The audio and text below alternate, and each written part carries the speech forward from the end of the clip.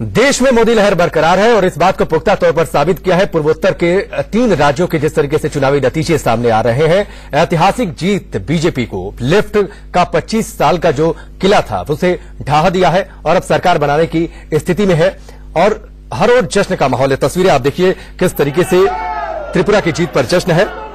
अब 3 मेहमान मेरे साथ लगातार स्टूडियो में मौजूद हैं। अनुज गुप्ता साहब है, विवेक अवस्थी जी है और साथ ही श्रवण गर्ग जी है इंदौर से। अनुज जी, मैं आपके पास आता हूं। मणिक सरकार 20 साल से सरकार चला रहे थे, 25 साल से लिफ्ट की सरकार थी। अभी भी जो वोट जो जानकारी मिली है करीब 3000 के आसपास वोटों से आगे चल रहे हैं। अब एक बार ऐसी भी स्थिति आई थी कि वो खुद पीछे थे। जो परिस्थितियां बदली हैं, आखिरी वो कहते हैं कि आखिरी ताबूत में जो आखिरी कील ठोक दी जाती है, आपके हिसाब से जो वोट जो जानकारी मिली है करीब 3000 के आसपास वोटों से आगे चल रहे हैं। आप एक बार ऐसी भी स्थिति आई थी कि वो खुद पीछे थे। जो परिस्थितियां बदली हैं, आखिरी वो कहते हैं कि आखिरी ताबूत में जो आखिरी कील ठोक दी जाती है, आपके हिसाब से जो लिफ्ट की हार हो रही है उसमें आखिरी कील क्या रही? मेरे ख्याल से देखिए, 7वें वेतन आयोग के तहत जो अभी 4था वेतन आयोग वहां के कर्मचारियों को मिल रहा है उसकी तुलना में बहुत अधिक रकम फिर से बढ़ा हुआ वेतन उन्हें मिलेगा। ये एक मुझे लगता है कि सबसे आखिरी पत्ता है जो बीजेपी ने चला। और जो विप्लव देव जिनका नाम आपने जिक्र किया कि भावी मुख्यमंत्री हो सकते हैं, वो अपनी सीट पर बनमालीपुर पे 60% वोट लेते हुए आगे चल रहे हैं और वो सीट कांग्रेस की थी। सीपीएम वहां पर अपने मोर्चे के साथ पिछले बार 51% वोट पे थी, इस बार यदि 45 के आसपास है तो 6% वोट कम होने भर से वो सत्ता उसके हाथ से निकल गई है और बीजेपी अपने गठबंधन के साथ लगभग 50% वोट वहां हासिल कर रही है। जी बिल्कुल। विप्लव देव का नाम आया। विवेक जी, एक ऐसा शख्स निकलकर सामने आता है जिसके बारे में हम बहुत ज्यादा नहीं जानते। पहली बार 2018 में चुनाव लड़ रहा है, 60% वोट से हासिल। वहां पर जिस तरीके से स्थिति है कि कभी वहां पर कभी बीजेपी का कुछ रहा नहीं हिसाब किताब, जिस तरीके से जमीन पर जाकर पार्टी को मजबूत किया, ये दर्शाता क्या है? बीजेपी का जो वर्क कल्चर है, जो चुनावी कल्चर है, वो दर्शाता है? कल्चर नहीं, मैं इसको स्ट्रैटेजी बोलूंगा। मैं कहूंगा बीजेपी की स्ट्रैटेजी है कि नए चेहरों को लाओ, उनको आगे बढ़ाओ, उनसे मेहनत कराओ और सत्ता के करीब पहुंचो, सत्ता हासिल करो। यहां पर यही हुआ है। एक नया चेहरा कहीं से उभर के आता है, उसको कमान सौंप दी जाती है, वो दिन रात मेहनत करता है। और वहीं कांग्रेस का हाल जो है वो तो सबके सामने है कि उसके नेता जो है वो दिल्ली के ड्राइंग रूम्स में पॉलिटिक्स करके खुश हैं और सारे रिटायर्ड और टायर्ड नेता मैं कहूं तो मेरे ख्याल से कोई इसमें अतिशयोक्ति नहीं होगी, वो यहां से निकलने ही तैयार नहीं है। एक दो इक्का दुक्का नेता निकलते हैं, वो भी 2-4 दिन के लिए जाके कैंप करते हैं, फिर वापस आ जाते हैं। तो अब जिस तरह से बीजेपी ने 2014 से स्थितियों को बदला है, उनके स्टार कैंपेनर्स से लेकर उनके कार्यकर्ता वो हर तरफ से हर जगह से लाके उनको झोंक देते हैं चुनावी मैदान में, उसका एक बहुत असर पड़ता है जो कांग्रेस करने में पूरी तरह से नाकाम रही। त्रिपुरा में कांग्रेस को केवल 1.8% वोट मिल रहे हैं और नागालैंड में 2.5%। मेघालय में 35 से घट के वो 28% पे आ रहे हैं और सरकार इसलिए उनके हाथ से निकल रही है। ये इसीलिए जो आप कह रहे हैं उसका एकमात्र तात्पर्य यही है कि कांग्रेस जो है उसने शायद चीजों को भाग्य के भरोसे छोड़ दिया है। अब 2019 में भी कुछ और ऐसी स्थितियां न बन जाएं तो लगता है एक तरह से कांग्रेस 2019 में भी एक तरह से हार मान के बैठ गई है। उसको लगता है कि वो कुछ नहीं कर सकती। अभी थोड़ी देर पहले अशोक गहलोत कह रहे थे कि इन 3 राज्यों में जो हम चुनाव लड़े, इनके जो परिणाम है, इसका हमारे को मतलब नहीं है। मुझे तो लगता है बहुत ही बचकाना बात कर रहे हैं इतने वरिष्ठ नेता होने के बाद कि आप अगर 3 राज्यों में चुनाव लड़ रहे हैं, पूरे दमखम के साथ लड़ रहे हैं और आपको इतनी भारी शिकस्त मिल रही है, उसके बाद आप ये बात कह रहे हैं। अगर ऐसा था, ये 3 राज्य आपके लिए मायने नहीं रखते थे, तो आप चुनाव में उतरे ही क्यों? आप कहते हैं हम 3 राज्यों में नहीं लड़ेंगे क्योंकि 3 राज्य हमारे किसी काम के नहीं है। अंगूर खट्टे हैं, अंगूर खट्टे हैं। श्रवण गर्ग साहब, क्या वाकई भाग्य भरोसे बैठ चुकी है विपक्षी पार्टियां?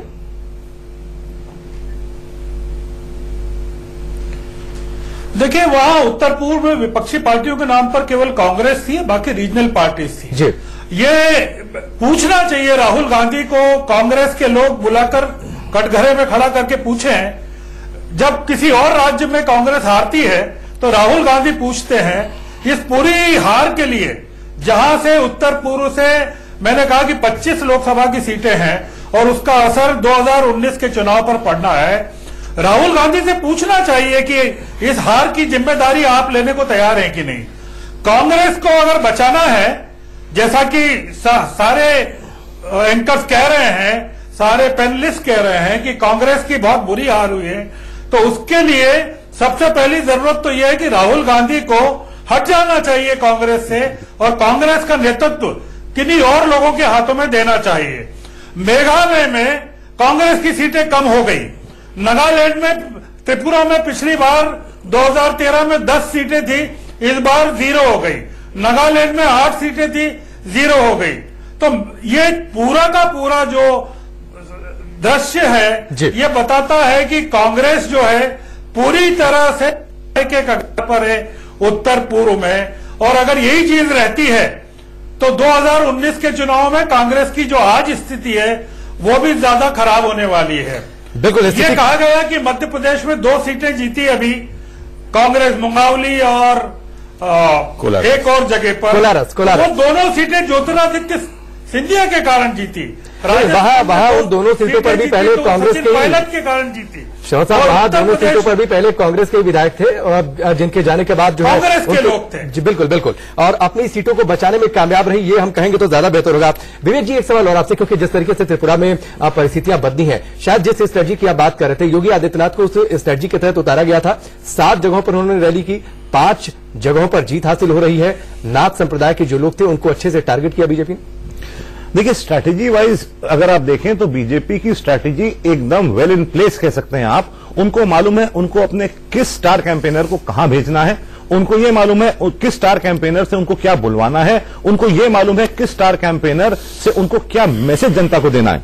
जहां तक योगी आदित्यनाथ की बात है, स्टार कैंपेनर तो हैं ही, साथ में हार्ड लाइनर माने जाते हैं और बहुत अच्छे वक्ता माने जाते हैं। तो शर्तिया अगर ये उनका स्ट्राइक रेट है कि 7 जगह गए, वहां से 5 सीटों पे जीत हासिल हो रही है जी, और शायद जो 2 सीटें हैं उस पे करीब मुकाबला चल रहा हो, तो इस स्ट्राइक रेट को बहुत अच्छा कहा जा सकता है। चलो जी, क्या कांग्रेस के पास जो उनका थिंक टैंक है, क्या वो नहीं सोचता है कि बीजेपी किस स्ट्रेटजी के साथ आगे बढ़ रही है? क्या उनके अंदर खाने में चलता होगा, समझ में नहीं आता। देखिए, 2009 के लोकसभा चुनाव में बीजेपी की जब हार हुई तो कहा गया बीजेपी में नेतृत्व का संकट है जी। 2014 कहने के लिए मनमोहन सिंह लेकिन या अध्यक्ष सोनिया गांधी, लेकिन राहुल गांधी प्रचार कर रहे थे और वो मेन कैंपेनर थे, ये लोग सब मान रहे थे। उस समय तक भी ठीक था, लेकिन 2014 में हार के बाद और अभी जब 2 महीने पहले राहुल गांधी को कांग्रेस का अध्यक्ष बनाया गया है, तो आज के नतीजों को देखते हुए कहा जाएगा कि कांग्रेस में भी अभी नेतृत्व का संकट है। राहुल गांधी को अध्यक्ष बनाने भर से कांग्रेस की तासीर नहीं बदलने वाली है। देखिए, मानते तो सभी हैं, लेकिन कहेगा कोई नहीं वहां पर, क्योंकि वहां पे वो परिवार, सारी पार्टी उस परिवार के आसपास सिमटी हुई है, इसलिए कोई चुनौती उनके नेतृत्व को नहीं दे सकता। सब लोग ढोल बजाते रहेंगे और 2019 का चुनाव भी ऐसे ही पार हो जाएगा, ऐसे ही पार हो जाएगा। अच्छा, थोड़ा सा कांग्रेस की बात कर ले और मेघालय का रुख कर ले विवेक जी। जो आप स्क्रीन पर जो आंकड़े हैं, कांग्रेस के पास 21 सीटें फिलहाल हैं जो रुझान है उसके मुताबिक, और एनपीपी के पास जो है 19 सीटें हैं। बहुत ज्यादा का फासला नहीं है, बहुमत किसी को यहां पर मिल नहीं रहा है। यानी क्या कांग्रेस सिर्फ इसके बाद तो अगर मेघालय हाथ से फिसल जाता है, अगर स्थिति आती है बहुमत का आंकड़ा नहीं जुट पाता है, तो सिर्फ कर्नाटक और पंजाब में रह जाएंगे, और कर्नाटक के भी चुनाव पास है। देखिए, कर्नाटक के चुनाव पास हैं, पंजाब में आपकी सरकार है, ठीक है, लेकिन पंजाब में सरकार तब बनी जब एंटी इनकम्बेंसी बीजेपी और अकालीस के खिलाफ हावी हो चुकी थी 10 साल। यहां पर अगर आप कर्नाटक की बात करें, कर्नाटक आने वाला है चुनाव, उसमें अभी से कुछ प्रेडिक्ट करना ठीक नहीं होगा। लेकिन आज जैसा कि अनूप जी ने कहा, एक समय आ गया है, असर तो पड़ेगा ना, असर तो पड़ेगा, बिल्कुल पड़ेगा, कोई दो राय नहीं है। लेकिन आप कांग्रेस की बात करें, कांग्रेस को अब आउट ऑफ द हैट कुछ सोचना पड़ेगा, कुछ रीथिंक करना पड़ेगा, कोई नई स्ट्रैटेजी लानी पड़ेगी आगे बढ़ने के लिए। केवल वो राहुल गांधी जिंदाबाद करके अब खेल नहीं चल सकता है। लेकिन सवाल ये कि क्या स्ट्रेटजी पर वो काम करेंगे, श्रवण साहब के पास रुक करेंगे, लेकिन उससे पहले सुनवाते हैं अशोक गहलोत ने क्या कुछ कहा है, जो परिस्थितियां आई हैं, जो नतीजे आ रहे हैं, उसके बाद आगे बढ़ते हैं। नॉर्थ ईस्ट के 3 राज्यों के चुनाव परिणाम पर बातचीत करने के लिए हमारे साथ कांग्रेस के वरिष्ठ नेता अशोक गहलोत जी हैं। गहलोत साहब, कांग्रेस के लिए 3 राज्यों का परिणाम कैसा रहा? हमारी सेहत पे कोई फर्क नहीं पड़ेगा इन चुनाव से। हमारा टारगेट अभी कर्नाटका है, वहां हम लोग कामयाब होंगे, फिर राजस्थान, मध्य प्रदेश, छत्तीसगढ़ में इनकी धज्जियां उड़ाएगी, और 2019 सबको दिख रहा है।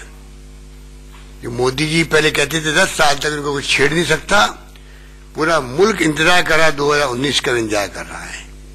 आप खुद देखेंगे कि इनकी स्थिति क्या बनेगी। तो ये थे अशोक गहलोत जी, जिनका साफ तौर पे कहना है कि नॉर्थ ईस्ट के 3 राज्यों के जो चुनाव परिणाम आ रहे हैं उससे कांग्रेस की सेहत पर कोई असर नहीं पड़ने वाला। Rakesh Kumar Singh, India news, Delhi. It's a historic verdict और इस वेर्डिक्ट के पीछे स्वयं प्रधानमंत्री जी का बहुत मेहनत रही है। न केवल वे 4 बार इस राज्य में सभाओं को संबोधित किया, बल्कि लगभग आने रेगुलर बेसिस यहाँ के चुनाव की तैयारी जो बीजेपी कर रही थी उसका मॉनिटर कर रहे थे। हमारे राष्ट्रीय अध्यक्ष भी बहुत ही ध्यान से, बहुत ही फोकस्ड इस चुनाव की दृष्टि से उन्होंने भी एफर्ट किया, उन्होंने काफी समय यहां बिताया। श्रवण साहब के पास रुक करते हैं। श्रवण जी, ये समझ में नहीं आता है, बीजेपी तो बता रही है, राम माधव बता रहे हैं कि हमारी स्ट्रेटजी थी, जिस तरीके से प्रधानमंत्री मोदी और अमित शाह जिस तरीके से काम करते हैं उस काम को जनता ने सराहा, अमित शाह की जो स्ट्रेटजी रही उसकी जीत हुई। लेकिन कांग्रेस की बात नहीं समझ में आती। वो कहते हैं हमें इससे कोई फर्क नहीं पड़ता, आगे कर्नाटक है, कर्नाटक पर फोकस है। देखिए, कांग्रेस के पास कोई स्ट्रेटेजी नहीं है। गोवा में ये सरकार बना सकते थे, दिग्विजय सिंह वहां थे, ये सोए रह गए। मणिपुर में सरकार बना सकते थे, ये सोए रह गए। अब मेघालय में इनको डर लग रहा है, इनकी सीटें कम हो गई है कांग्रेस की, और ये वहां सरकार बनाना भी चाहते हैं जोड़ तोड़ करके। पिछली बार भी बहुमत नहीं था तो बनाया था, इस बार सीटें और कम हो गई है तो इन्होंने कमलनाथ को और अहमद पटेल को वहां तुरंत भेजा जी, क्योंकि ये इस बार गोवा और मणिपुर का अनुभव दोहराना नहीं चाहते हैं। कांग्रेस के पास कोई स्ट्रेटेजी है ही नहीं। भारतीय जनता पार्टी 2013 के बाद से पूर्वोत्तर के राज्यों में लगातार काम कर रही थी। जी, चलिए श्रवण साहब, आपके पास लौट कर आएंगे। विवेक अवस्थी जी हैं और साथ ही अनुज गुप्ता जी हमारे साथ स्टूडियो में मौजूद हैं। इन सबसे बातचीत करेंगे और बातचीत इस बात पर भी करेंगे कि क्या इस देश की सबसे बड़ी पुरानी पार्टी, सबसे बड़ी पार्टी जो सालों से 132 सालों का जिसका इतिहास रहा है, क्या वो अब विदाउट स्ट्रेटजी वाली पार्टी बनकर रह गई है।